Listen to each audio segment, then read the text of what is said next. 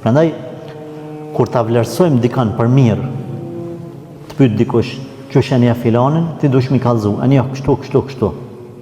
Pastaj, në fund është mirë me thonë, "Zoti e di mas miri", ose me thonë, "Na kështu e vlerësojmë, Zoti ja di zemrën", ose "Na kështu e njohim nga ana jashtme, Zoti ja di të msheftën".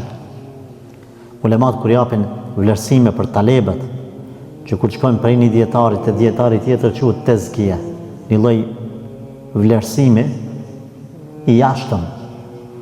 Thonë, unë e njoh, nxënës të mirë, djalë të mirë, të sjellshëm, kështu i përmend 2-3 pika, 5 ose 10, s'ka problem. Pastaj në fund thot, "Nahsibuhu kedhalik", kështu mendojmë për ta. "Wallahu hasibuhu", Allahu e njeh mas miri. Ose kështu njohim në anën e jashtme. Allahu është ai i cili ja di të msheftën ose të brendshmën e tij.